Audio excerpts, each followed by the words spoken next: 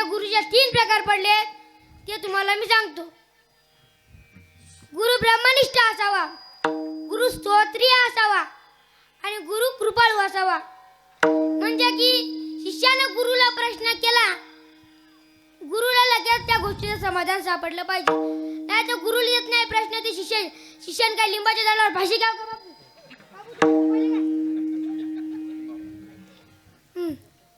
लिंबाच्या झाडावर का भाषी घ्याव का बापू?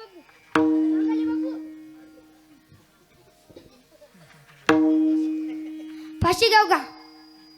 आता गुरुच्या ठिकाणी गुरु ब्रह्मनिष्ठ असावं. म्हणजे की हा देव मीच आहे, हे देव मीच आहे असं तादात्म्य नसावं.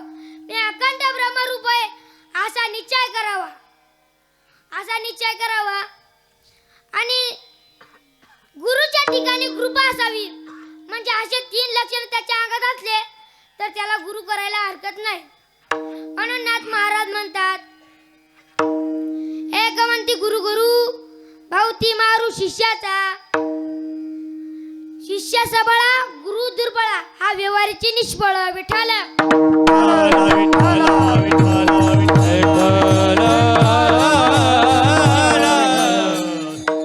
एकदा प्रभू रामचंद्र हनुमंतरायाकडे पाहतात तर हनुमंतराय आता शेरा चुकलेला दिसू लागला. हनुमंतराय वाळलेले दिसू लागले. आणि तेवढं पाहिलं, तेवढ्यात हनुमंतरायाने पाहिलं की आई म्हणे आपला हे गुरु आहे, पण नक्की तर आपला हेच गुरु आहे, हेच गुरु आहे. मग आता हे गुरु आहे, पण याची परीक्षा घ्यायची आपल्याला आणि मग याला गुरु करायचं. आणि मग पाच असे अकराल विकराल झाडं उपटले. एक या हातात धरला, एक या हातात धरलं, एक या खांद्यावर धरलं, एक या खांद्यावर आणि एक डोक्यावर आणि गेले आणि दोघांच्या अंगावर सोडले. कोणाच्या? रामाच्या आणि लक्ष्मणाच्या. आणि काय म्हणाले, असाल गुरु तर होईल सुरू. पण आता लक्ष्मण म्हणते, अरे दादा त्या वानराचा पराक्रम पाय ना, त्यानंतर झाड आपल्याकडे फेकले. ते म्हणते, अरे दादा तू त्याच्यासाठी हसायला आणि त्यानंतर आपल्याकडे झाड फेकले. ते म्हणते, लहान लेकरू हे खेळू दे. ते म्हणते, जीव घेईल ना आपला, जीव घेईल ना म्हणे. पण म्हणे तुला उठून जायचं, उठून जाय. पण ते मुकाट्याने बसले. मग ते पाचही झाड येणार. तेवढ्यात प्रभू रामचंद्राने एक खालची गवताची काडी उचलली. ती काडी उचलली हातात धरली. मग ते पाचही पर्वत येऊन त्या काडीवर पडले. पण ती काडीचं काहीच नाही झालं. पण ते झाडाचं खोड सुद्धा सापडलं नाही. झाडाचं खोड सुद्धा सापडलं का नाही. आणि मग हनुमंतराय म्हणाले, या कुचिना कुचितोय, कुचिना कुचितोय असे म्हणले. पण हनुमंतरायाच्या डोक्यात विचार आला, पण याची पुन्हा एकदा आपल्याला परीक्षा घ्यायची. आणि मग 5 पर्वत उचलले आणि आकाशात नेले आणि रामाच्या लक्ष्मणाच्या अंगावर पुन्हा फेकले. पण आता प्रभू म्हणाले की लक्ष्मणा घाबरू नकोस, काय ना लहान लेकरू खेळू दे. लक्ष्मण मुकाट्याने बसला. पुन्हा करानं तू मुकाट्याने बसला. मग ते 5ही पर्वत येऊन त्या काडीवर पडले, त्याचे पीठ पडले. आणि मग आता हनुमंतराय सुद्धा बापाची ताकद कळली पाहिजे ना, बापाची ताकद कळली पाहिजे ना. बापाची ताकद कळली पाहिजे ना बापू. आता हनुमंतराय हळदच होते वरी. आता प्रभू रामचंद्राने काडी धरली आणि आकाशात फेकली. ती काडी सणानं आकाशात गेली, आकाशात गेली आणि वारं सुटलं. हनुमंतराय गिरगिऱ्या गाऊ लागले, इकून तिकडे तिकून इकडे. हनुमंतरायाची शेपूट चगली. हनुमंतरायाची शेपूट काम करे. हनुमंतराय हात पण हाले ना. हनुमंतराय येऊन खाली दणकन खाली पडले, खाली येऊन पडले. विठ्ठला विठ्ठला विठ्ठला विठ्ठला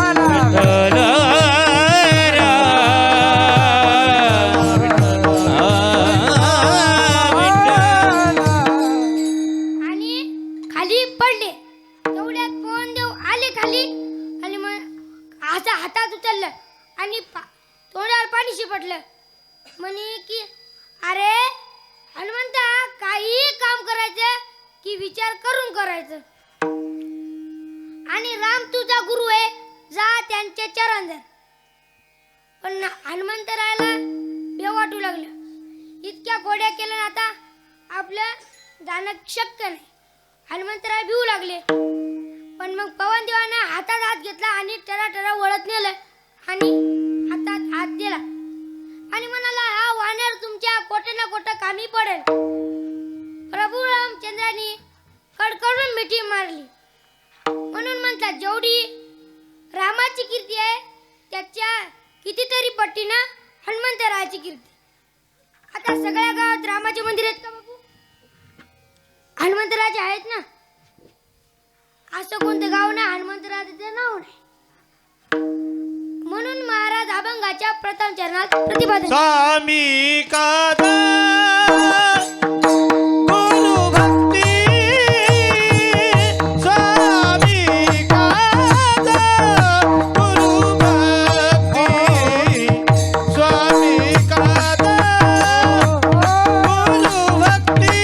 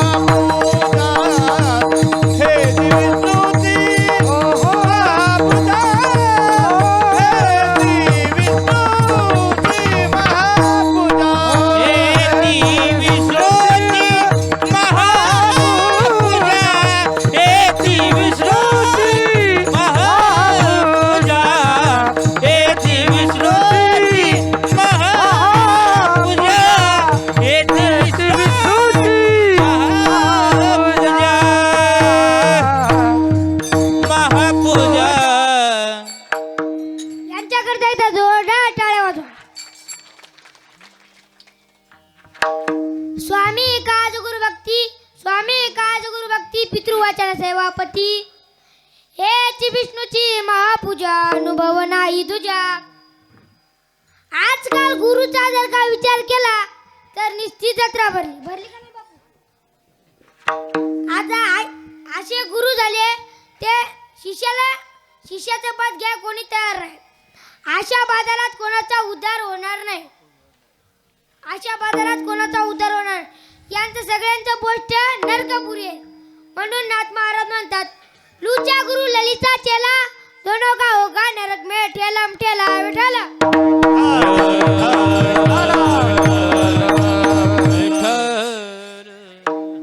आता गुरु केल्याशिवाय काय म्हणजे परमात्म्याच्या खऱ्या स्वरूपाची ओळख होणार नाही. आध्यात्मिक साधन राहते. म्हणून ज्ञानोबा म्हणतात, ज्ञानदेव म्हणे तरल तरलो, आता उतरिल गुरु कृपे. आता गुरु केल्याशिवाय काय? गुरु केल्याशिवाय जन्ममरण देखील चुकणार नाही. जन्ममरण देखील चुकणार नाही. म्हणजे परमात्म्याच्या खऱ्या स्वरूपाची ओळख होणार नाही. आता आपल्या जीवाचं सोडा, आपल्या जीवाचं. आता भगवंताने 8 अवतारात 8 गुरु केले, ते तुम्हाला मी पुढे सांगतो. पण आता रामकृष्ण अवतारात देखील देवानं गुरु केले. गुरुची गरज नसताना देवानं गुरु केले. आता 2 घंटे सुद्धा आम्ही हो इथं. तुम्ही एक एक गुरु घ्या, एक एक गुरु मानून घ्या. तसे आमचे वाशिम जिल्ह्यातले शिष्य आहेत. सगळ्यांचे 200 शिष्य आहेत. आता विनोदाचा भाग सोडा. देवाने राम अवतारात वैशिष्ट्य ऋषीची सेवा केली. श्रीकृष्ण अवतारात देवाने सांदीपनी ऋषीची सेवा केली. एकदा नामदेव राय एकदा संत संमेल भरला होता. त्यामध्ये सर्व संत मंडळी आली होती. ज्ञानोबा तुकोबा सर्व संत मंडळी आली होती. आणि मग सर्व संत मंडळीने नामदेवरायला कच्चे मरके ठरवले. पण तिकून गोरोबा काका आले आणि एक अशी खापर आणलं होतं. खापर ते असं बॅटवणी होतं ना, असं हातात धरायचं होतं. आणि मग त्या सगळ्यांच्या डोक्यावर असे मारू लागले. पण दणकन दोन्ही हाताने दोनदा तीनदा मारायचे. पण बाकीच्या संत मंडळीच्या देवावर त्यांचं तादात्म्य नव्हतं. म्हणजे देव माझा आहे, हे देव मी आहे, काहीच नव्हतं तादात्म्य. म्हणजे मी अखंड ब्रह्मरूप आहे असा निश्चय करावा. त्यांनी असं केलं होतं. पण नामदेवरायांच्या देवावर त्यांचं तादात्म्य होतं. पण आता सर्वांच्या डोक्यावर मारले. पण जसं नामदेवरायाच्या डोक्यावर मारलं, नामदेवरायानं असा हात केला, नामदेवरायाचे बोट फुटले, नामदेवरायाचं डोकं फुटलं. नामदेवराय कासावीस झाले आणि रडत रडत देवाकडे आले. आणि अरे देवा, या सर्व संत मंडळीने मला कच्चे ठरवले. अरे देवा, मी खरंच कच्चा आहे का देवा? तेव्हा देव म्हणते, अरे नामदेवा, तू खरंच कच्चा आहे. देव म्हणते, नामदेवराय म्हणतात की देवा, मी काहून कच्चा आहे? तेव्हा देव म्हणते, वेळ आली की मी तुला सांगेन. आता 5-6 दिवस झाले, महिना झाला. पण आता एकदा नामदेवराय चंद्रभागेच्या काठी जाऊन बसले. देवाने इकडे घिसड्याचं रूप घेतलं आणि रुक्मिणी मातेला पाहिलं आणि दोघं संग जाऊ लागले. हनुमंतराय त्या नामदेवरायला त्यांच्या स्वरूपाची ओळख नव्हती. पण देव खऱ्या स्वरूपात आले व म्हणाले, नामदेवा, तुला जर का माझ्या जवळ राहायचं तर तुला गुरु करण लागल. आणि मग काही दिवसांनी त्यांनी विसोबा केसर यांना गुरु केलं. गुरु केल्यानंतर मग त्यांची कृपा झाली. त्यांना परमात्म्याच्या खऱ्या स्वरूपाची ओळख सुद्धा झाली. एकदा देवानं एका माणसाचं रूप घेतलं आणि नामदेवराय पासून जाऊ लागले. पण नामदेवरायला गुरुलिंग जंगमतेने दाविले पुनो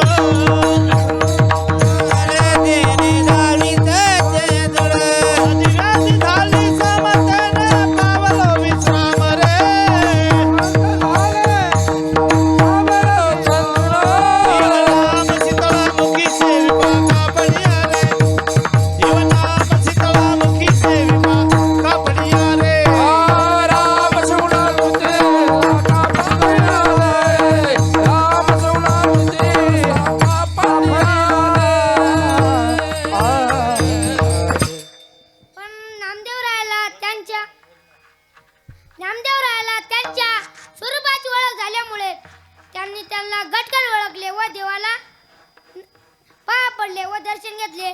आणि म्हणून नामदेवराय म्हणतात, नामा म्हणे खेचरा पायी ओळखीला सर्वासाठी, त्याने केचर केला गुरु, तेव्हा झाला साक्षात्कार विठ्ठल.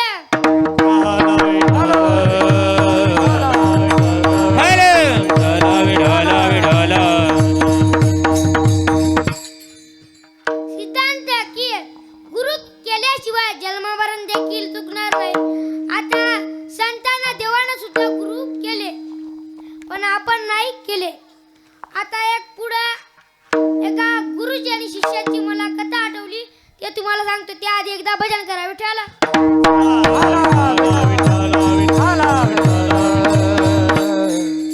लोभी गुरु लालची चेला और दोनों का होगा नरक में ठेलम ठेला. परमार्थिक क्षेत्रामध्ये देव भक्त आणि यांच्यापेक्षा सर्वात मोठं गुरु शिष्याचं नातं होय. आता शिष्याचा सर्वप्राप्त म्हणजे गुरु होय आणि गुरुचा सर्वप्राप्त म्हणजे शिष्य होय. आता शिष्यानं गुरु प्राप्ती केला म्हणजे गुरुच्या याच्यासाठी प्राणही त्यागले पडतील. कधी आपल्या संपूर्ण प्राणही त्याग. आता एका लव्याने आपला अंगठा दान केला, गोरक्षनाथाने आपला डोळा दान केला. तर गोरक्षनाथाची तुम्हाला गुरुच्या इथे सांगतो कथा. आता गोरक्षनाथाने आपला डोळा कसा दान दिला ते तुम्हाला मी सांगतो. एकदा गोरक्षनाथ हे मधुकरी मागण्याकरता गेले. आता मधुकरी मागण्या पण त्या बाईनं त्यांना एक वडा दिला व भाजी भाग. त्या वड्याच्या मधात ढोकाळ करू नये, पण त्या बाईनं त्या वड्याच्या मधात ढोकाळ केलं होतं. वड्याच्या मधात ढोकाळ केलं होतं. पण आता नामदेव गुरुला तो वडा खूप आवडला. गुरु गेले आणि गोरक्षनाथ म्हणाले की अरे गोरक्षनाथा, हे त्या डोळा आणला ना ते लय आवडला रे, पुन्हा एक घेऊन ये. आता गोरक्षनाथ हे पुन्हा वड्या आणण्याकरता गेले. आता वड्या आणण्या गेले, पण मग त्याला काही नाव माहित होतं. पण ते गेले आणि म्हणाले की माई मला काही खाण्याकरता. पण आता ती बाई म्हणे तू नेमकं बाई ते डोळा दिलता, ते डोळा त्या गुरु लय आवडला. त्या गुरु लय आवडला. पण तो गुरु लय खाजोडाय का म्हणे, त्या गुरु लय खाजोडाय का म्हणे. ते म्हणे काहीच बोलले नाही. आणि म्हणे तुला जर का ते डोळा पाहिजे तो तुझा डोळा मला काढून दे, तुझा डोळा काढून दे. पण ना गोरक्षनाथांनी काय विचार नाही केला आणि ती बाई वडे आणाय गेली. या गोरक्षनाथाने असं बोट घातला आणि डोळा हातात धरला. ती बाई आली आणि मग गोरक्षनाथ म्हणे डोळा दिला. पण त्या बाईला माहीत थोडी होतं की यानं डोळा हातात घेतला. त्या बाईच्या हातात ठेवला. त्या बाईच्या अंगात काटे आले. त्या बाईनं त्याच्या हातात डोळा दिला आणि मुकड्यान घरात गेली. आता त्यांनी एका हातात वडे घेतले आणि एका हातात डोळा घेतला आणि ते आपल्या पुढे गेले असता त्यांना गुरुला ते वडे दाखवले. गुरु खाणार, पण गुरुनं पाहिलं त्याचा अंग सगळं रक्तबंबाळ झालं. गुरुनं म्हणे की गोरक्षनाथ आहे काय लागलं. त्याने गुरुजी मला एक काडी लागली. आता काडी लागली म्हणल्यावर गुरुनं त्याच्या हातात पाहिलं का हात एक माग लागलं तर हातात सुद्धा रक्त लागेल होतं. म्हणे या हातात काय, म्हणे असं रक्त पुसलं होतं. तर पाहिलं तर तिच्यात हे होता, डोळा होता. मग पहिल्या काळातले गुरु काय साधारण होते का बापू. पहिल्या काळातल्या गुरु मग त्यांनी असा डोळा लावला, असं केलं की तो डोळा बराबर झाला. आता छत्रपती शिवाजी महाराज यांनी सर्व राज्य देखील आपल्या गुरुला दान दिलं. आता इतिहासामध्ये आहे. आता जसं आपल्या भारतामध्ये एक खरी वस्तू आहे, तिची डुप्लिकेट वस्तू आपल्या भारतामध्ये आहे. डुप्लिकेट वस्तू आहे. आता असं गुरु कधी अनाधिकारी असतो आणि त्याला कधी शिष्य जसा पाहिजे त्याला तसा भेटला किंवा त्याच्याकडून भरपूर लुबाडायचं आणि मग तो शिष्य शेवट कोरडाच राहतो. म्हणून तुकाराम महाराज म्हणतात तर का असे गुरु शिष्य असतील ते दोघे सुद्धा नरकाला जातील. म्हणून महाराज म्हणतात तुका म्हणे ऐसे गुरु शिष्यपणा विठोबाचे आन नरका जातील. असे गुरु शिष्य असतील ते दोघं सुद्धा नरकाला जातील. विठोबाची आन नरका जाती, विठोबाची आन नरका जाती. हे विठोबाची आन नरका जाती, विठोबाची आन नरका जाती. तुका म्हणे ऐसे गुरु शिष्यपणा, तुका म्हणे ऐसे गुरु शिष्यपणा, ऐसे गुरु शिष्यपणा. तुका म्हणे ऐसे गुरु शिष्यपणा. आन नरका जाती, विठोबाची आन नरका जाती. हे तुका म्हणे ऐसे नरका जाती.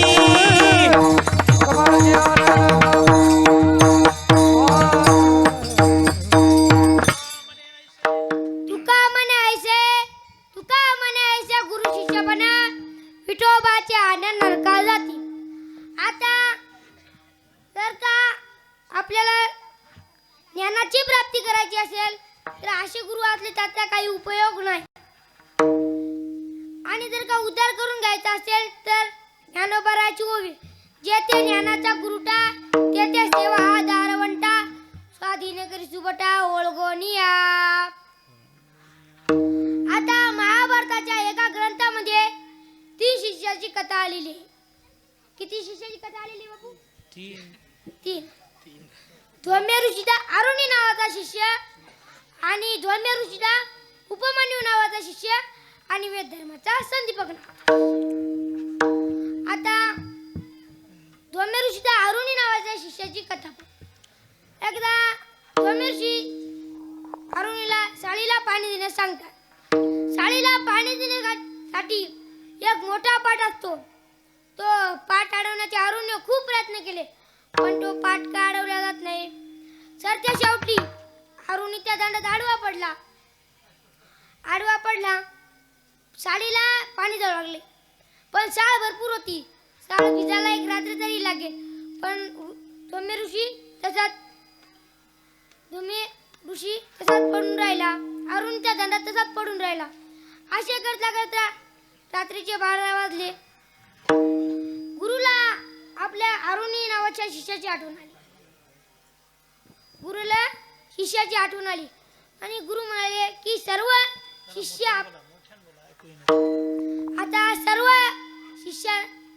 आले पण आपला अरुणी नावाचा शिष्य आला नाही. आता आपला अरुणी नावाचा शिष्य आला नाही म्हणून धौम्य ऋषी हातात कंदील घेतात आणि वावरात जातात. साळीच्या वावरात जातात आणि हाका मारतात. ए अरुणी, ए अरुणी,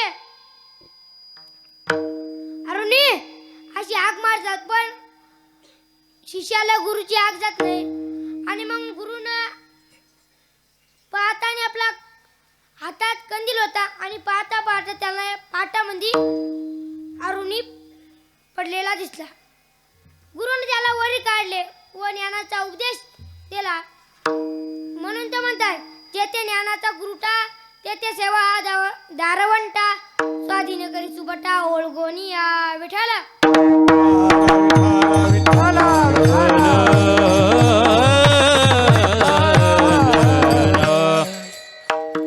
आता वेद धर्माचा संदीपक नावाचा शिष्य गोदावरीच्या घाटी गोरक्षनाथाचे अनेक शिष्य होते. त्यामध्ये एक संदीपक नावाचा सेवादारी बुद्धिमान शिष्य होता. तो आपल्या गुरुची रोज मनोभावे सेवा करत होता.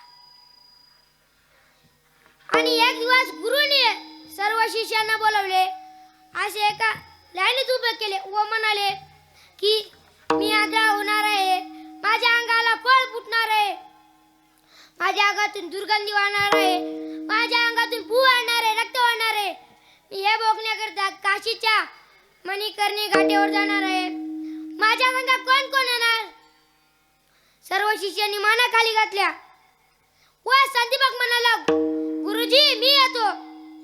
सांगितल्याप्रमाणे गुरुची 4 दिवस अवस्था झाली. संदीपक न कंटाळता गुरुची सेवा करत असे.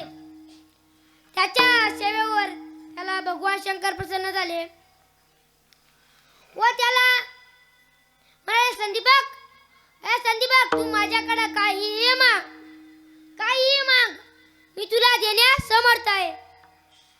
आणि तो म्हणाला मी माझ्या गुरुला विचारू. तो गुरुकडे गेला व म्हणाला मला भगवान शंकर प्रसन्न झाले. गुरुजी आपण निरोगी व्हावे असे मागू का? गुरु म्हणाले मूर्खा, अरे नालायका, तुला माझी सेवा करायचा कंटाळा आला का? आणि मग इकडे भगवान शंकर निश्चित निघून गेले. काही दिवसांनी भगवान विष्णू प्रसन्न झाले व म्हणाले संदीपक तू माझ्याकडे काहीही माग मी देण्यास समर्थ आहे. पण तो म्हणाला की माझ्या गुरुच्या चरणावर जशी श्रद्धा आहे ती तशीच राहू दे. पण गुरु त्याला ज्ञानाचा उपदेश दिला व ज्ञानाचा खजिना दिला. आणि आता सर्वप्रथम माणूस जन्माला आलं की त्यानं गुरु करा. आता गुरु केला नाही तर त्याचं जीवन गुरुआ डोरावानी झाल्याशिवाय राहणार नाही. आता देवाने राम कृष्ण अवतारात देखील गुरु केले. देवाने 8 अवतारात 8 गुरु केले आणि दत्तात्रय दत्तात्रयानंतर 24 गुरु केले असे म्हणतात. तर आता देवाने 8 अवतारात 8 गुरु केले, तर त्यांचा एकदा विचार करू. त्याआधी एकदा भजन करा विठ्ठला.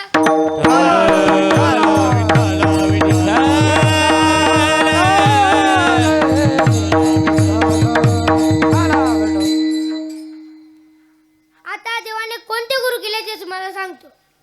मत्स्य अवतारात देवाने मानदाता नावाचे गुरु केले. कच्च्या अवतारात देवाने सदानंद नावाचे गुरु केले. वरा अवतारात देवाने कंक नावाचे गुरु केले. नरसिंह अवतारात देवाने दुर्वास नावाचे गुरु केले. वामन अवतारात देवाने ब्रह्मदेव नावाचे गुरु केले. परशुराम अवतारात देवाने भगवान शंकर नावाचे गुरु केले. राम अवतारात देवाने वैशिष्ट नावाचे गुरु केले. आणि श्रीकृष्ण अवतारात देवाने सांदीपनी नावाचे गुरु केले. आणि दत्तात्रयानंतर 24 गुरु केले असे म्हणतात. तर त्यांच्या अशा गुरुचे 3 टप्पे पडतात. तर ते आपण पाहू. त्याआधी एकदा भजन करा विठ्ठला.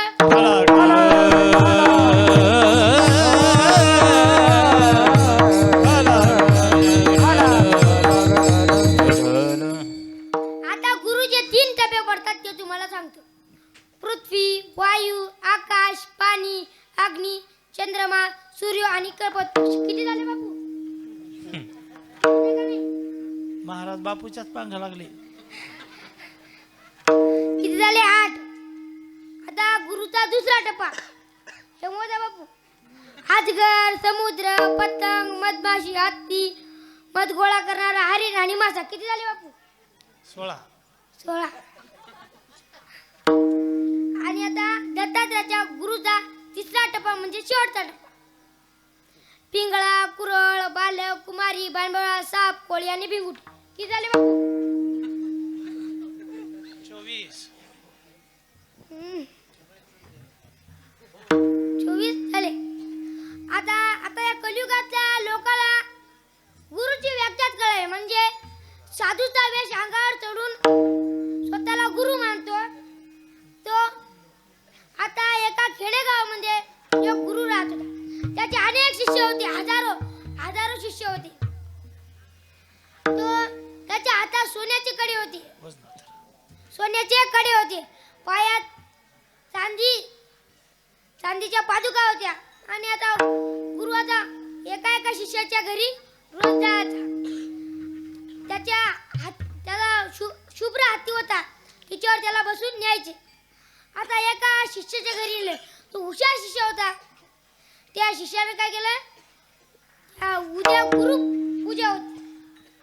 मग गुरुनं त्याला सगळ्याला बोलवलं म्हणे की तू उद्याचा गुरुपूजा आहे. उद्या तू मला 1 तोळा सोनं दान कर. 1 तोळा 16 नाही हो, सोनं दान कर. आणि मला आयर कर.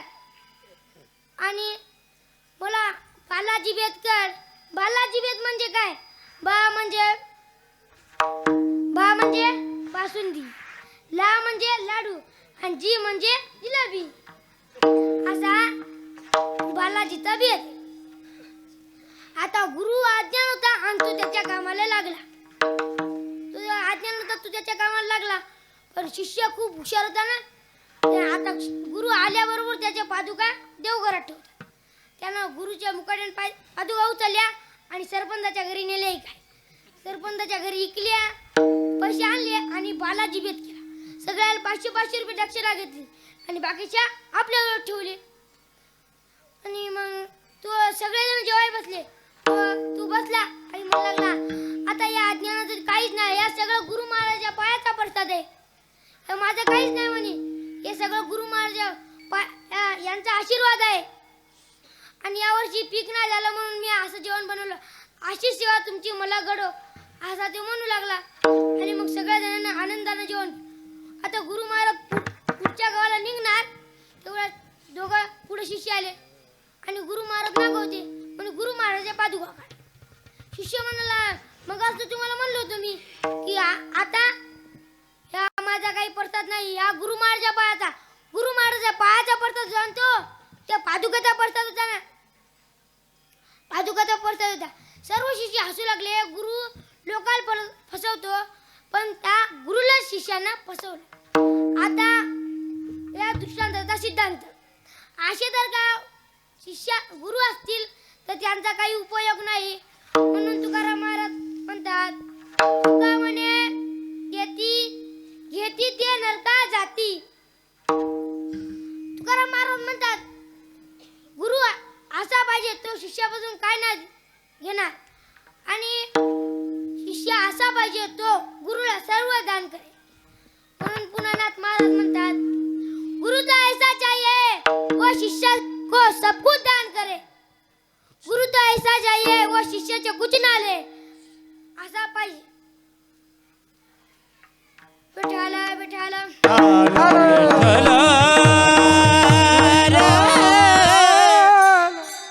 आता आपण स्वामी काज गुरु भक्ती या पदावर चिंतन केलं.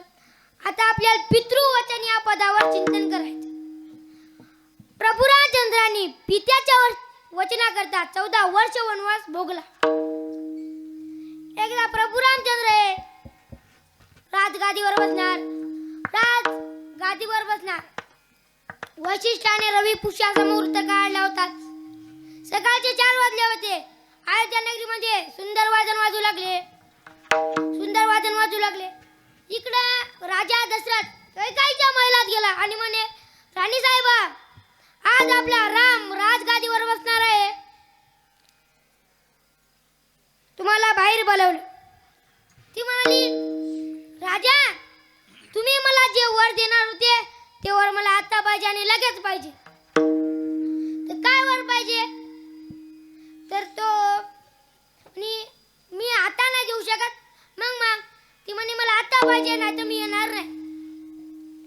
बरं म्हणे, मग ती म्हणू लागली, जटासी धाडाव्या दुरी दिगंतरा, नये समाचार त्यांचा माप. राम वनवासाला जाणार आणि माझा भरत राजगादीवर बसणार. ही बातमी राजा दशरथच्या कानावर पडतात. राजा दशरथ चक्रीहून खाली पडला. आता ही बातमी सर्व अयोध्यावासींना कळाली. जे सुंदर वादन वाजू लागले ते एका क्षणात थांबले. प्रभू रामचंद्र हे वनवासाला कडे जाऊ लागले, पण रथाच्या आडवे रोग येऊ लागले आणि मग प्रभू रामचंद्र पायी वनवास करू लागले. पण एका जागी त्यांनी मुक्काम घेतला.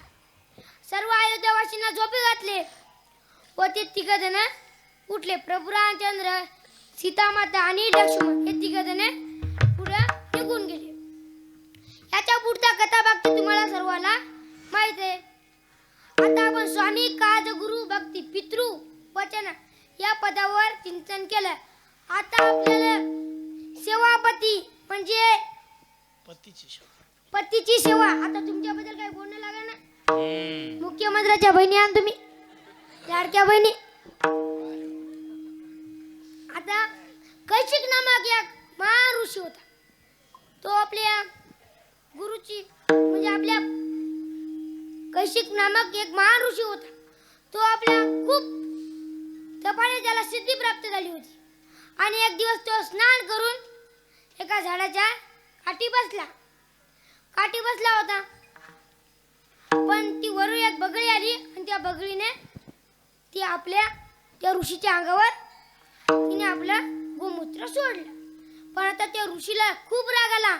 ऋषीने तिच्याकडे डोळे वटारून पाहिलं आणि ती खाक होऊन खाली पडली. आता ऋषीला वाटलं आपल्याला सर्व सिद्धी प्राप्त झाली, म्हणून ऋषी गेले गावात भिक्षा मागणे. माई भिक्षा आम देई, आई भिक्षा आम देई. पण ती बाई तिच्या पतीची दररोज मनोभावे सेवा करत होती. तेवढ्या ती म्हणे, माई भिक्षा आम देई. ती बाई तिथून म्हणाली, बाबा तुम्ही थोडे थांबा, मी भिक्षा घेऊन येते. आता असं म्हणणार त्याला राग आला. तो डोळे वटाळू पाहत जाय. मग ती बाई घराच्या बाहेर आली. म्हणे, मी काय ती बगळी नाही, तू या डोळे वटाळण्यान खाली खाक होईल. पण ती म्हणाला की माई आपणास कसं कळालं? ती बाई म्हणते, तुला जसं जवळचं दिसते तुझा मला लांबचाही दिसते आणि जवळचं दिसते. मी सुद्धा एक पतिव्रता आहे. म्हणून तुकाराम महाराज म्हणतात, तुका म्हणे पतिव्रता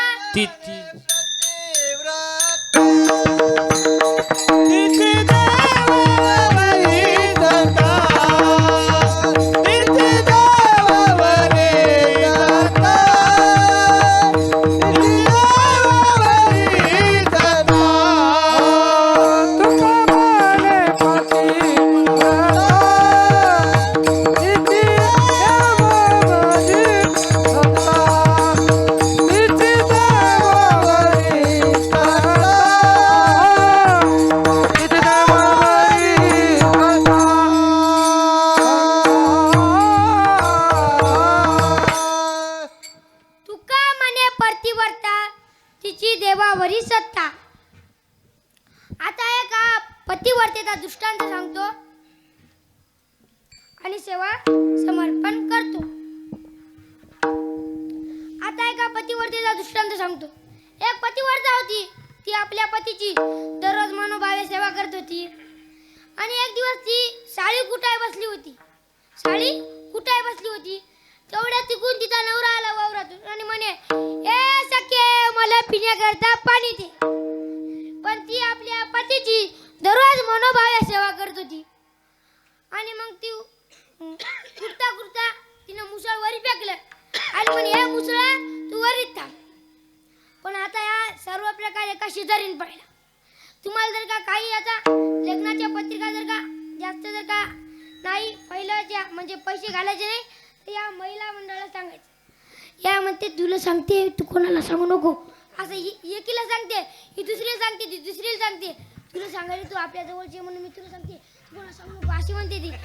पण ही सगळ्या गावांना ऐलान करते. सखूबाईला पोरकं झालं असं सांगते. आता ती गावांना ऐलान करते. पण आता तिकून त्या शेजारीनं ती पाहू लागली आणि हिनं मुसळवर टिकला ती गेली आणि नवऱ्याला पाणी गिनी पियाय दिलं, चहा पाणी दिलं, नवऱ्याचे पाय दाबले आणि नवरा तिथं झोपला. आता ही आली आणि मुसळ म्हणे खाली. ती मुसळ आलं आणि ती पुन्हा आपल्या साडी कुठू लागली.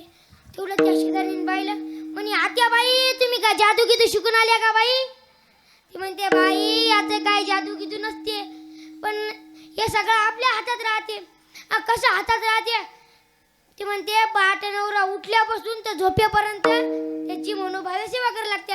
या बिचारीन गवा नवऱ्याला तांब्यावर पाणी दिलं नाही. कळकळ हिवाळ्यात तिनं नदीवर नवऱ्याला आंघोळ करायला पाठवलं होतं ना. तुमच्या बायाचीच गोष्ट झाली आहे. आता तुमचीच गोष्ट चालू आहे, तुम्ही ध्यान धरून ऐका. आता ती मुकाट्यानं ऐकू लागली. पण आता याची कशी आहे, नवरा उठला की त्याला आंघोळ घालायला लागते अशी तिचे नियम आहे. मग ती घरी गेली आणि तिच्या पतीला म्हणे की उद्यापासून तुम्ही नदीवर आंघोळ करायला जायचं नाही. हो म्हणे तो बायकोचा बैल होता नदीबाई. हो असाच बसला. तो म्हणे सूर्य आज निघला कोण इथं मला कवा पाणी भरून देत नाही, पण आज सूर्य निघला कोण. आता म्हणे आज आपलं लवकर मरण आलं गड्या. आज आपलं लवकर मरण आलं म्हणजे काहीतरी आज आपल्यावर संकट आहे. म्हणे नक्की तर गुरु भेटला नाही तर देव भेटला असा विचार करू लागलं. पण लगेच उद्या पहाटे नवऱ्याला 6 वाजता उठवलं आणि लगेच कडकडाचं उकळीचं पाणी आणलं, गंगाळात टाकलं. पण बस आंघोळ. नवरा म्हणे आज आपलं लवकर मरण आलं, आता आपलं काही खरं नाही. देवा येऊन, अरे देवा वाचव रे. पण आता देवाच्या आता काय नाही, आता काय म्हणायला गरज नाही. तिने काय केलं, मग अंगावर पाणी टाकू लागले. ती म्हणे अहो ले अंग जळायला व लय दिवस झाली, पाठ लय खाजवली व इथं पाठ घासभर जवळ इटकर होती. आता गरम पाठ कर घास. अगं मी पाठ लय दुखाली. तू मुका बस, तू कधी डोक्यात इटकर घालीन म्हणे. ते आता मुकाड्यानं बसलं. ऐकूचा नदी बाई आता बसला तो पाटावर. तो म्हणे आता लवकर मरण आहे, आता मुकाड्या सहन करून घ्यायला लागते. एवढ्यावर थांबली नाही बायको. झाली आंघोळ झाली, त्याने कपडे गिपडे घातले आणि पलंगावर बसले. आणि विचार करू लागलं आता तर ही नेमकी परीक्षा सुरुवात झाली, आता हिचं पुढचा कसा असेल असा विचार करू लागला. तेवढ्या त्याच्या बायकोन ते कोपर राहते ना, कोपरच्या गुंडा चुरतो आपण, तेवढ्या याच्या शिरा आणला. शिरा असा होता, तोंडात टाकलं की पाणी होतं का, तोंडात टाकलं की डायरेक्ट दाबाला चिटकायचं होते. मग ते नकान कुरू कसं तरी खात जाय. आता एवढं झाल्यानंतर त्याला कसं वाटलं झालं आता. पण ती एवढ्यावर नाही थांबली. म्हणे आता तुम्ही वावरात जा आणि चक्कर मारून या, मी तर साडी कुठत बसते. आणि तुम्ही आल्या म्हणायचं, हे सखे मला पिण्याकरता पाणी दे असं म्हणायचं. आणि गेला बायकोचा नदी पै वावरा. आता एवढा शिरा खाल्ल्यावर कोणाला झोप येणार नाही. तो घरी मोठी अशी घरी बांधून येलता तिकडे पाठवला होता. मग आता तो झोपला मस्तपैकी. आंब्याच्या झाडाखाली त्याला हवा लागली त्याला डुलकी. सणला की झोपला तो. उठला 2-3 मग तिकडून वानेर आलं आणि त्याच्यात तोंडावर मुतू लागलं. ते म्हणजे खरट लागायला काय खरट लागायला काय. ते नेमकं नाश्ता टाकणार होतं ते पलीकडे झाले. नाश्ता टाकणार होतं ते पलीकडे झालं. आणि मग पाहिलं घरी आता तर 3 वाजले. आता आपल्या बायको आपली गेमच करते. पळत तो पळू लागला. सर इकडे साडीचं पीठ वळालंय. ती पळत गेला आणि म्हणे सखे मला पिण्याकरता पाणी दे. ती म्हणे एवढी आतुरता कुठं मुर्दा गाठला होता का म्हणे तू भिकार चोटा अशी म्हणू लागली. आता मग आता इन मुकाड्याने पाणी द्यायचं ना. आता धरलं मुसळ आणि आकाशात वरी फेकलं. असं खाली पाहू लागली. ती आलं मुसळ आणि जसं नाकात पडलं. डांबर रोड झाला. मग गाडी असं ना इकून तिकडून इकडे येऊ लागली. मग गँग करू लागली. अहो हे कसं झालं. ते नवरा म्हणते ते तसंच झालं. हे तसंच झालं. विठाला विठाला विठाला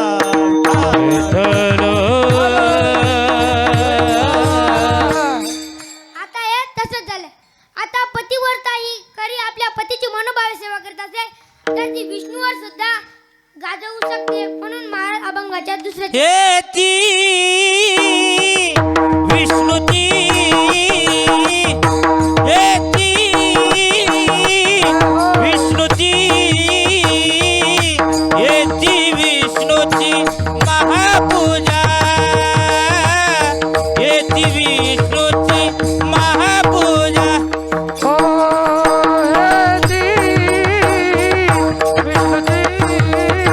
ठाण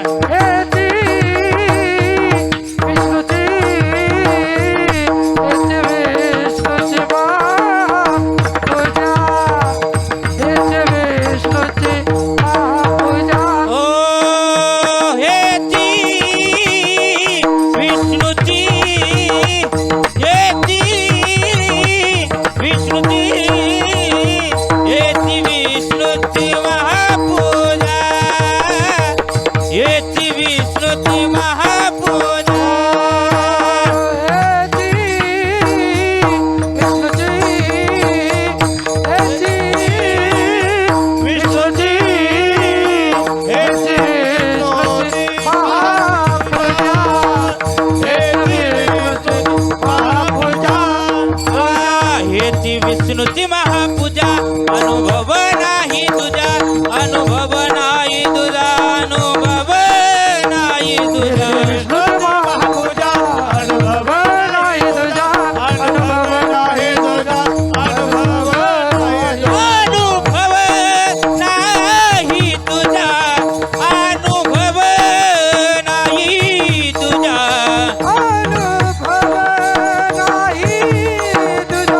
अनुभव नाही ओ हे ती विष्णुची हे ती विष्णुची हे ती विष्णुची महापूजा हे ती विष्णुची महापूजा हे ती विष्णुची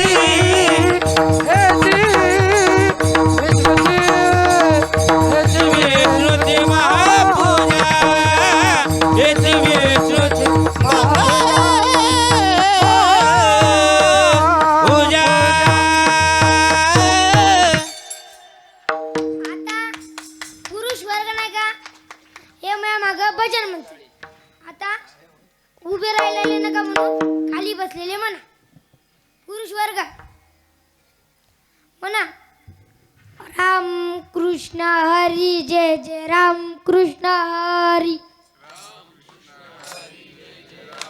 बाया नका म्हणू तुमचं स्पेशल भजन आहे.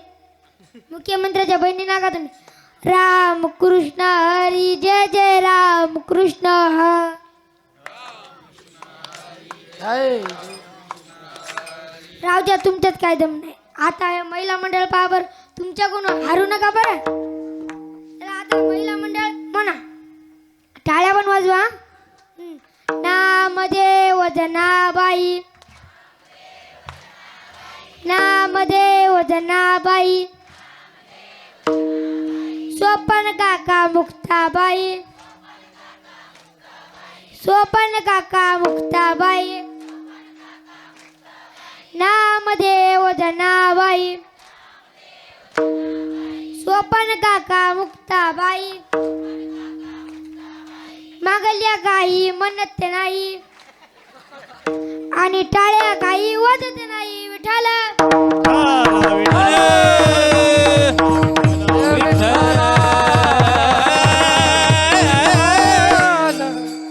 आता आपण 2 चरण सोडले. आता 3रा चरण सोडू आणि 4थं चरण सोडू आणि सेवा समर्पण करू. आता आपलं कीर्तन 9ला सुरू झालं. आता आपण 11ला सोडू. जमतील बाबू. आता एका गावामध्ये एक लाकूड तोड्या राहत होता. एका गावामध्ये एक लाकूड तोड्या राहत होता. तो खूप कष्टाळू होता. आता त्याच्या लाकूड तोडण्यावर त्याचं घर चालू होतं. एक दिवस तो नदीच्या काठी लाकूड तोडण्याकरता, पण एक मोठंच्या मोठं उंच झाड होतं. तो त्या झाडावर चढला, पण एक पांडी त्याची वाळलेली दिसली त्याला. तो वरी चढला आणि तोडू लागला. तो बरोबर त्या नदीच्या याच्यावर होता, पण ते तोडता तोडता त्याच्या हातातून कुऱ्हाड निसटली आणि पाण्यात पडली. तो त्याला पाहुणं नव्हतं. तो विनवण्या करायला लागला, अरे देवा, या गुऱ्हाडीच्या माते माझा सर्व संसार चालू होता. याच्यामुळे आता माझा संसार कसा चालेल? माझे लेकरं बाळ आता उपाशी राहतील असा विचार करू लागला आणि तो विनवण्या करू लागला. पण आता देवाला त्याची भक्ती आवडली. देवाने एका साधूचा वेश घेतला आणि खाली उतरला. खाली आला आणि म्हणे, अरे बाळा, काहून लढतो? ते म्हणते, बाबा, अहो बाबा, माझी कुऱ्हाड या पाण्यात पडली. तो म्हणे, बर. आता मग त्या साधून विचार नाही केला, खाली उडी मारली. आता उडी मारली आणि मग एक चांदीची कुऱ्हाड काढली. बापू, कोणती कुऱ्हाड काढली? चांदीची काढली. आणि मग ते म्हणे, ही तुझी कुऱ्हाड आहे? ते म्हणते, बाबा, ही पण सुद्धा माझी कुऱ्हाड आहे. आणि मग ती काट्यावर ठेवली, पुन्हा पाण्यात गेला आणि एक सोन्याची कुऱ्हाड काढली. म्हणे, बाबा, ही तुझी कुऱ्हाड आहे? ते म्हणे, बाबा, ही सुद्धा माझी कुऱ्हाड आहे. आणि मग ती ठेवून दिली. पुन्हा पाण्याच्या आत गेला आणि एक त्याची लोखंडाची कुऱ्हाड काढली. म्हणे, बाळा, ही तुझी कुऱ्हाड आहे? ते म्हणते, बाबा, ही माझी कुऱ्हाड आहे. आता तो खरं बोलला म्हणून त्याला तीनही दिल्या. तीनही सत्य बोले मुखे दुखवी आणि कांजी दुखे, याची विष्णूची महापूजा अनुभव नाही तुझ्या. सत्य बोले मुखी, सत्य बोले मुखी, सत्य बोले मुखी, अकरे गदारी, सत्य बोले मुखी, सत्य बोले मुखी, सत्य बोले मुखी. ओ सत्य बोले मुखी रे, सत्य बोले मुखी, सत्य बोले मुखी,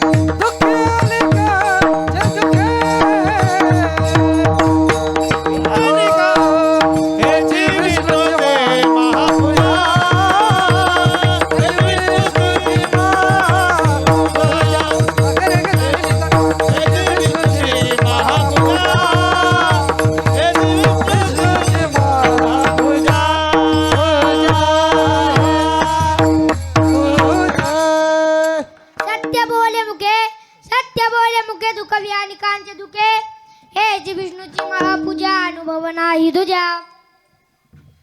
आता आता आपल्याला एक शेवटचा दृष्टांत पाहायचा आणि सेवा समर्पण करायची.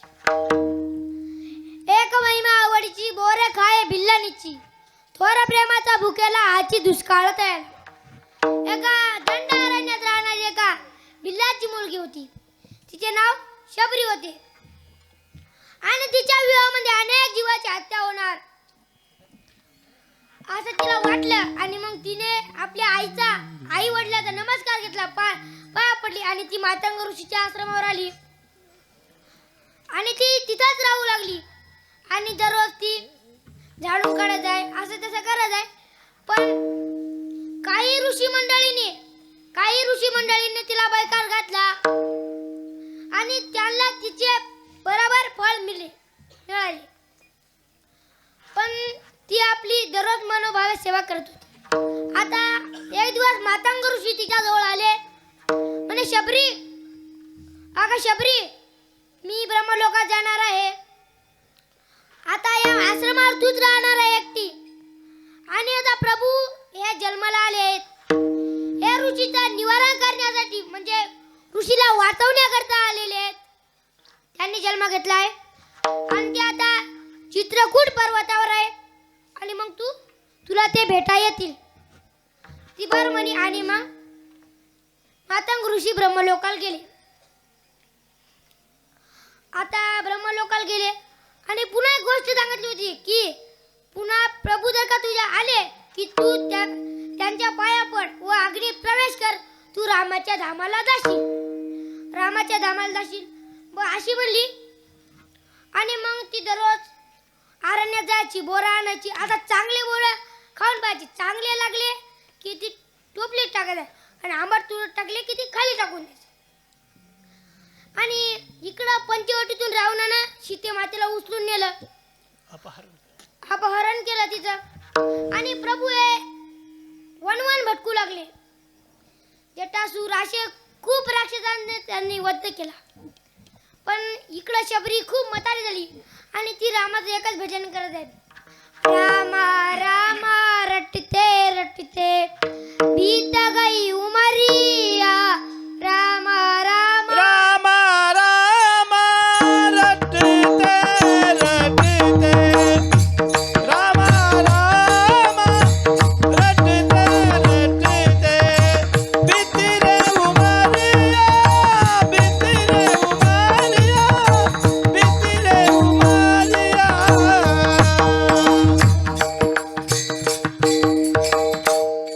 रामा रामा रटते रटते बीत गई उमरिया. रघुकुल नंदन कब आओगे भिल्लन की डगरिया. रोज सवेरे वन में जाकर रास्ता साफ करती हूँ. अपने प्रभु के खातिर वन से चुन चुन के फल लाती हूँ. मोटे मोटे भरनी से मैं भर लाई. जबरिया रामा रामा रटते रटते बीत गई उमरिया. प्रभु जी मुझको भूल गए क्या, प्रभु जी मुझको भूल गए क्या, दास की खगरिया.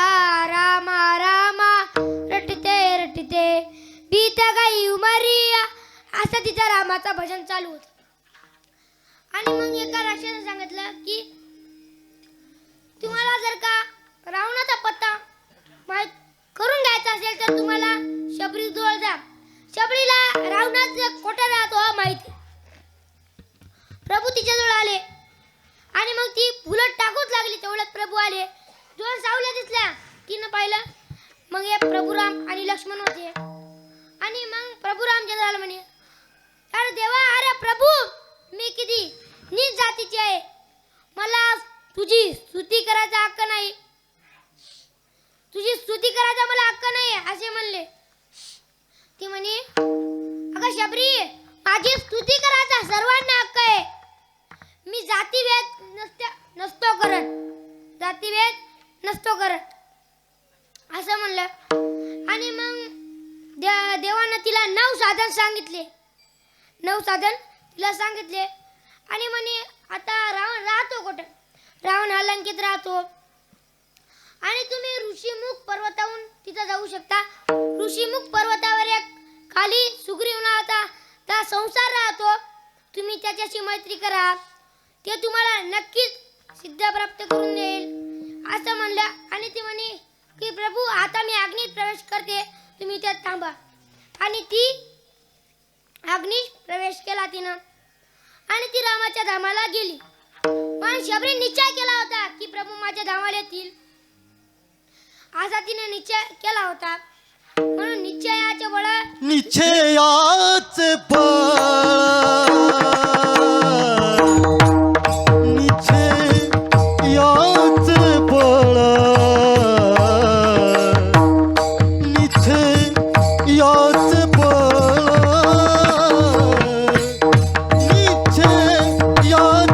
बळ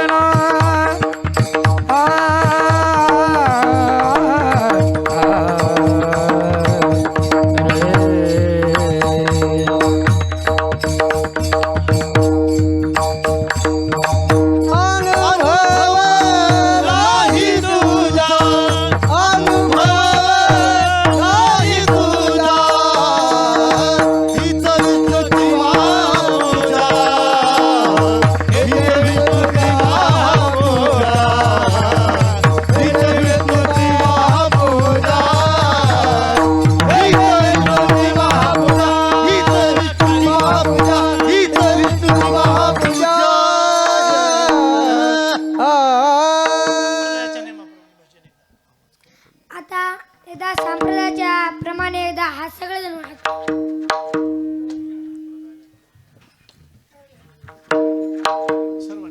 सर्वांनी हातावरी करा. हा तुले हरी का नाम विठ्ठल पांडुरंगा हरी का नाम विठ्ठल पांडुरंगा हे तुले हरी का नाम विठ्ठल पांडुरंगा हातावरी करा, हात, हात, हात, हात. विठ्ठल पांडुरंगा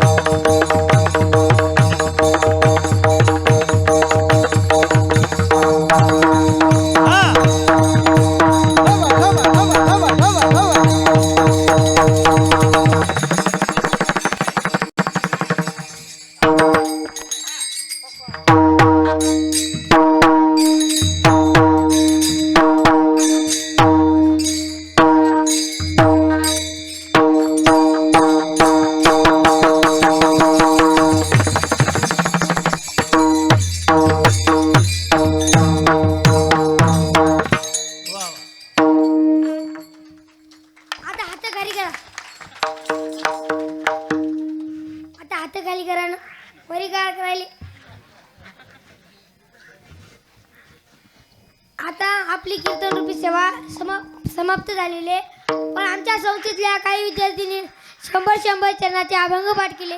सर्वांचा एक 100 चरणाचा अभंग पाठ आहे, ते तुम्हाला एक म्हणून दाखवतो.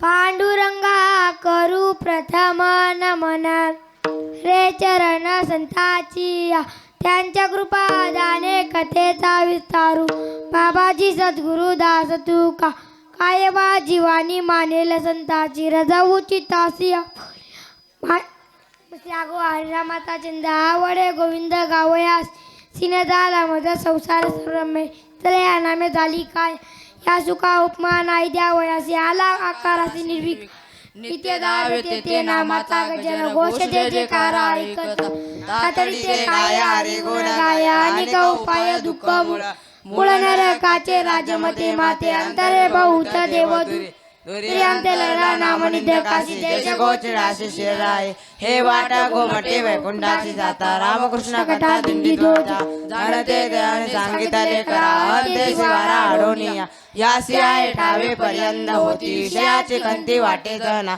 नाही त्या सुतारी द्रव्य लोभ माया, स्मरण छाया तरोवराची चित्त ज्याचे पुत्र पत्नी बंधू वरी, सुटेला परी कैसे जाना जाणते नेनते करा हरी कथा, तरार सर्वता भाक माझी माझी मजा असे घडेले प्रचित, नसेल पतित ऐसा कोणी, कोणीतरी काही केले आचरणे मध्ये कीर्तने विन नाही, नाही बघता भय तया पोटाचे देवाची दयाचे करणे लागे, लागे पाठ वाटी पाय पायाकडे पितांबरेकडे वाटे झाडे, निंगोनिया काय राहिले लोक याची कौतुक वाटे मज, जयाने तारिले पाशाने सागरी तो गारे अंतरी स्वामी माझा, माझी आजीवाची केली सोडवणा, ऐसा नारायण कृपाळू हाची माझा नेम आजची माझा धर्म, नित्यवाची नाम विठोबाचे, चैतवला अग्नी तापत्र्या जाळतो करे चितळ राम राम, मनाय का करे चित्त दृढ धरी, तारी रसी हरी माये बाप बापा कृपाळू भक्त भाविकासी, घरी होय दासी कामारित्या, त्याचा भार माता चालवी आपुला, जित्या जला सर्व भाव हवे विना नाही त्याची ते प्राप्ती, पुराणे बोलती ऐसी मात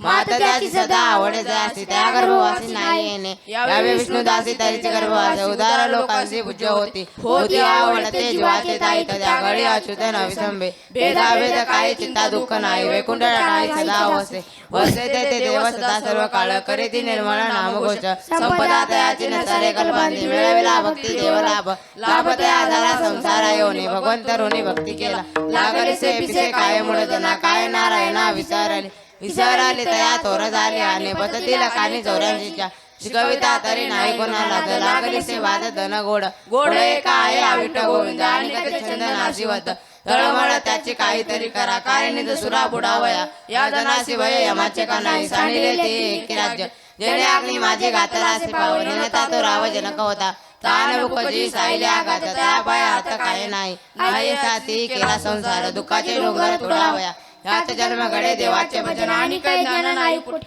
नाही कुठे कुठे घ्यावा विसावा, डोनिया गावा आल्या विनविता दिवस बहुत लागते, मनवनी चित्ती देवधरा धराबाय तुम्ही संताच्या जीवेची, योग देवाची तया नाही जाण देवा अनेक सुखाची, आवडे तयाची त्याची त्याची चौचिटा बोललेले उत्तर सांगितले खरे व्यासाधिक व्यासे सांगितले भक्तीची चाल, भाऊ सिंधू भारत तरावया जना केले भागवत गोळे गोपी भक्त माता पिता, तरुणिया करे नेले कसे निमित्त उतरे ऋषीची, याशिवाय काय फार नाही, त्याच्या मानानं बराच बोलला असं म्हणायला हरकत नाही.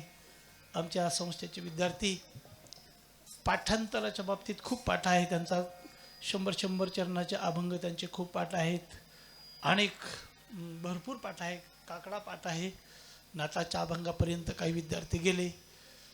कलाकार कमी आहेत, गुणवान कमी आहेत, पण अभ्यासाला खूप आहेत. कुठल्याही कीर्तनकारांना आमच्या संस्थेत येऊन ज्ञानेश्वरीच्या वयाची जुगलबंदी करावी, भेंड्या खेळाव्या, अभंगाचे प्रमाण म्हणावे, विद्यार्थी निश्चित त्यांच्याबरोबर बोलतील, प्रमाणही म्हणतील, असा इथला अभ्यास आहे. पाताळात काय आहे, स्वर्गामध्ये काय आहे, वैकुंठामध्ये काय आहे, आणि असणाऱ्या स्वर्गामध्ये काय आहे, पृथ्वीलोकावर महत्त्वाचं काय, असे अनेक विद्यार्थी आपल्या संस्थेत अभ्यास करतात. 1 पासून तर 100 पर्यंत असा अभ्यास आपल्या विद्यार्थ्यांनी केला. अर्थात 100चे 100 प्रश्न हेही सुद्धा, विदुर नीती हेही सुद्धा असे विद्यार्थी चांगल्यापैकी पाठांतर करतात. या लाईनमध्ये बरेच कीर्तनकार आहेत, त्या लाईनमध्ये बऱ्याच विद्यार्थिनी कीर्तनकार आहेत. आणि हा असणारा लहान मुलगा आहे, सोयऱ्याचं गाव आहे. एक कौतुक म्हणून आणि या ठिकाणी बोलला वेळवाकडं. मला असं वाटायलं की तुम्ही या लेकराला आशीर्वाद द्या, आशीर्वादाची गरज आहे.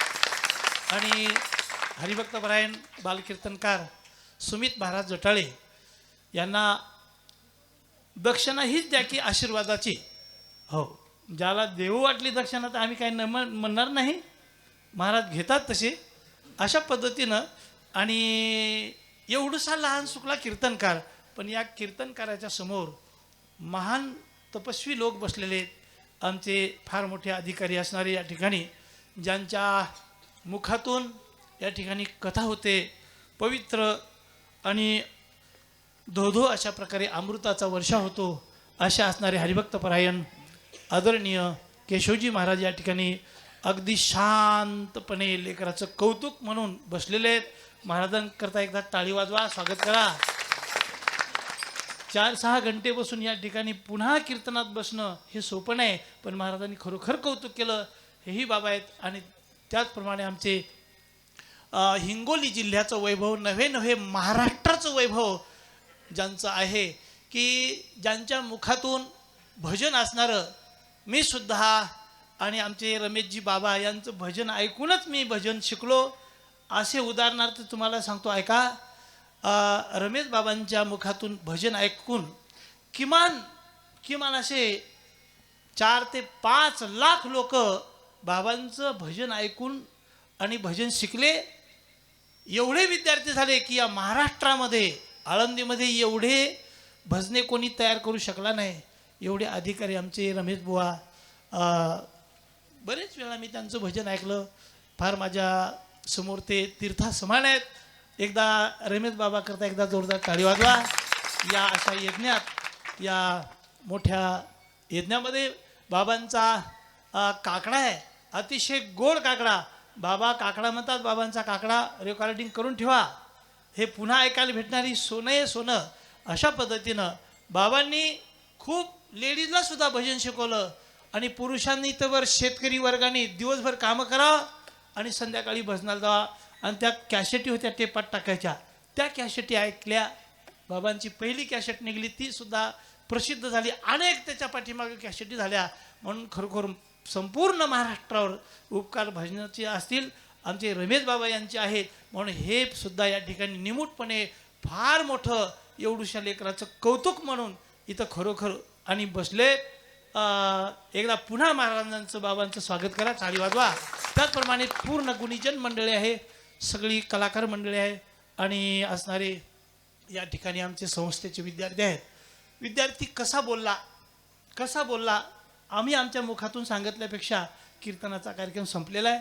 2च शब्द या लहान लेकराकरता कोणीतरी व्यक्त करा, कसा बोलला म्हणून. आणि अभंगाचं असणारे या ठिकाणी महाराज सविस्तर पुन्हा एकदा वाचन करतील आणि भजन करून ज्ञानेश्वर भजन. रामकृष्ण हरी.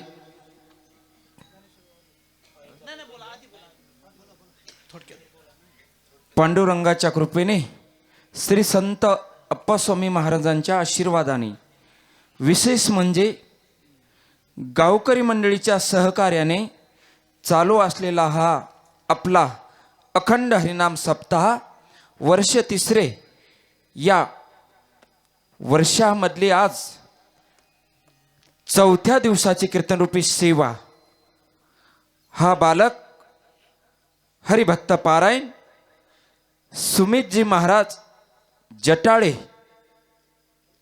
यांच्या अवघ्या वयाच्या कमी वयामध्ये मायबाप हो स्वर्ण आणि स्वराज्य या मुखामधून आपण ही कीर्तन सेवा श्रवण केलेली आहे.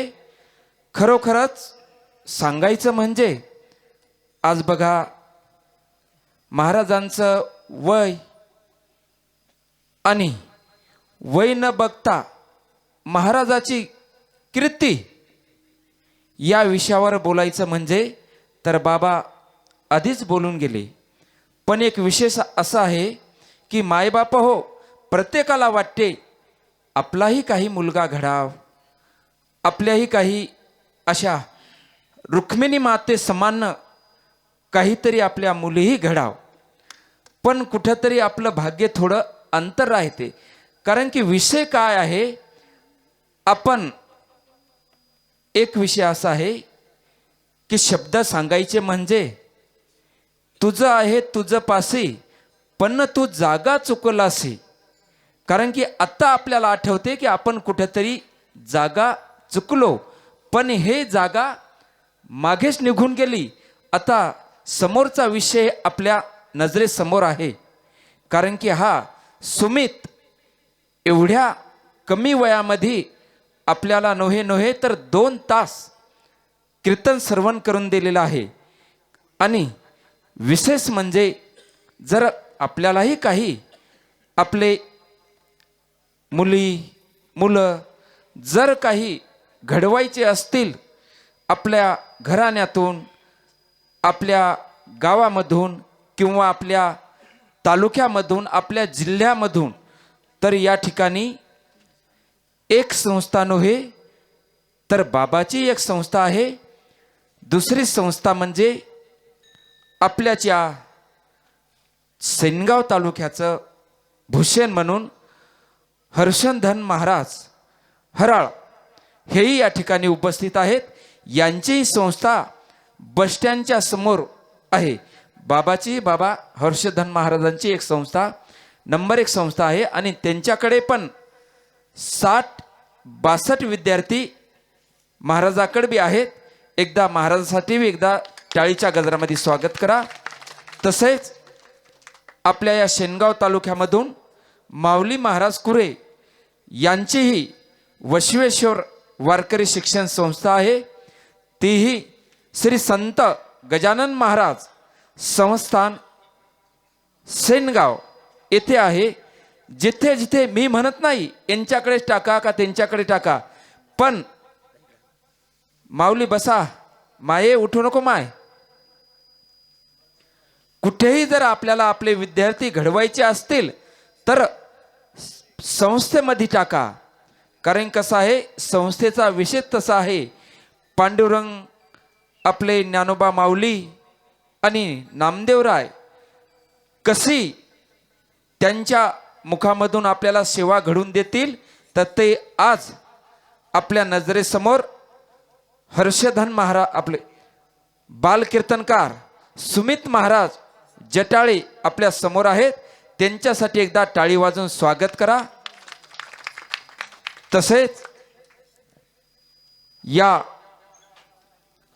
आजच्या जे कीर्तनाचं सौजन्य होतं, आपल्याच गावचे असणारे हरिभक्त पारायण धनंजय महाराज वैजनाथ आप्पा तोंडकरी यांचं सौजन्य होतं. बाबांनी या ठिकाणी उपस्थित राहायचं आहे. आणि आजचं जे पंगतीचं अन्नदान होतं, असे अन्नदाते श्री विश्वनाथ गणपतराव अंभोरे शेनगावकर यांचं होतं मायबापा हो. आणि विशेष एक सूचना आहे, आपला आज या सप्त्यामधला 4था दिवस आहे. आणि आपल्या येथे 1 नव्हे 2 नव्हे 3 नव्हे तर बाबा आमच्या या शेनगाव नगरीमध्ये 12 ते 14 सप्ते या